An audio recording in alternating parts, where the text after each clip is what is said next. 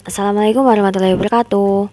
Jadi kali ini aku mau bahas buku Intan Pariwara yang matematika wajib kelas 12 ya. Jadi ini yang nomor 1, perhatikan limas berikut. Titik sudut yang terletak di luar bidang alas limas adalah, nah ini bidang alasnya. Jelas ya kalau titik A, titik B, titik C dan juga titik D itu terletak pada bidang alasnya. Nah, sedangkan titik T ini terletak di luar bidang alas limas. Jadi kita udah dapat jawabannya, yaitu yang E. Nomor 2, pernyataan berikut yang benar adalah yang A, titik O terletak pada garis BC. Ini garis BC. Nah, ini titik O nya terletak di luar garis ya, bukan pada garis. Lalu yang B, titik O terletak pada garis AD. Nah, ini garis AD. Nah, ini juga terletak di luar ya titik O nya. Jadi B juga salah. Lalu yang C, titik O terletak di luar garis AC. Ini garis AC nya. Nah, ini terletak pada garis AC, bukan di luar. Lalu yang D, titik O terletak di luar garis BD. Nah, ini garis BD terletak pada garis BD ya, bukan di luar. Lalu yang E, titik O terletak di luar garis AB. Nah, ini baru benar, titik O terletak di luar garis AB ya. Jadi jawabannya yang E. Lalu nomor 3, diketahui titik P merupakan perpotongan antara diagonal BG dan CF. Pernyataan berikut yang benar adalah, nah ini diagonal BG, CF, dan ini titik P-nya di sini. Kita lihat satu-satu. Yang A, titik P terletak pada bidang ACGE. Bidang ACGE. Ini titik P terletak di luar bidang ya, bukan pada bidang. Lalu yang B, titik P terletak pada bidang BCHE. BCHE ini juga di luar bidang ya titik P-nya. B salah. Yang C, titik P terletak pada bidang CDEF. CDEF. Nah, ini baru benar. Titik P terletak pada bidang CDEF. Jadi kita udah dapat jawabannya, yaitu yang C.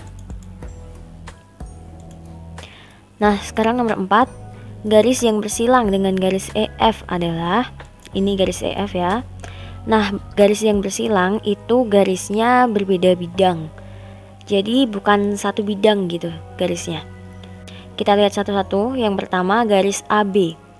Nah, garis AB ini sejajar ya, dan terletak pada satu bidang, berarti bukan. Lalu yang B, garis BF. Garis BF yang ini juga masih satu bidang. Bidang ABEF ini masih satu bidang. Lalu yang C, garis DH. Nah, ini garis DH udah terletak di lain bidang ya.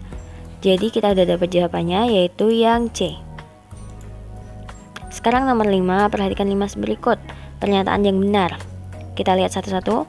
Garis DT berpotongan dengan garis AB. Ini DT dan ini AB ya. Jelas tidak berpotongan sama sekali kan. Jadi yang nomor 1 salah. Lalu nomor 2, garis BC bersilangan dengan garis AT. Ini BC dan AT.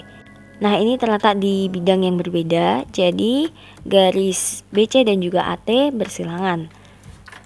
Jadi yang nomor 2 benar. Lalu nomor 3, garis BT sejajar dengan garis DT. BT ini, DT-nya ini tidak sejajar ya. Jadi nomor 3 salah. Nah, jadi yang benar nomor 2 saja, yaitu yang B.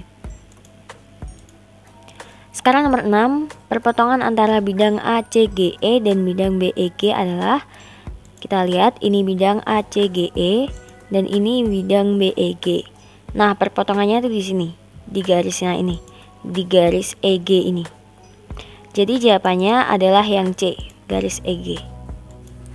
Nomor 7, pasangan garis dan bidang yang saling sejajar adalah, kita lihat satu-satu. Yang A, garis BG dan bidang EFGH. Garis BG, bidangnya EFGH. Ini jelas tidak sejajar ya. Lalu yang B, garis AC dan bidang CDHG. AC, CDHG. Ini juga tidak sejajar ya. Lalu yang C, garis AD dan bidang CDHG. AD ini, CDHG-nya di sini. Ini juga tidak sejajar. Lalu yang D, garis AE dan bidang EFGH. AE ini, EFGH-nya ini juga tidak sejajar. Nah, Sekarang yang E, garis AB dan bidang CDHG. Kita lihat AB, bidang CDHG. Ini sejajar ya. Ini bisa dikatakan sejajar. Ini bisa dikatakan saling sejajar. Jadi jawabannya yang E. Sekarang nomor 8, perhatikan kubus berikut. Bidang yang sejajar dengan bidang AFH adalah ini bidang AFH.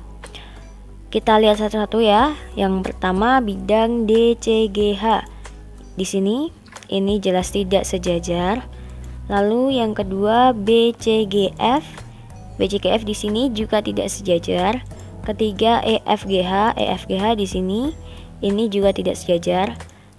Dan ini bidang BDG. Nah, ini baru sejajar. Jadi kita udah dapat jawabannya, yaitu yang D. Selanjutnya nomor 9, diketahui bidang V sejajar dengan bidang W dan dipotong oleh bidang U. Garis G merupakan perpotongan bidang U dan bidang V. Garis H merupakan perpotongan bidang U dan bidang W. Pernyataan-pernyataan berikut yang benar adalah, oke, aku buat ilustrasinya. Misal ini adalah bidang V dan ini adalah bidang W yang sejajar ya dengan bidang V. Lalu ada bidang U yang motong ini. Nah, lalu garis G itu perpotongan bidang U dan bidang V, dan garis H itu perpotongan bidang U dan bidang W. Nah, pernyataan yang benar kita lihat satu-satu. Garis G dan garis H berpotongan, jelas tidak ya.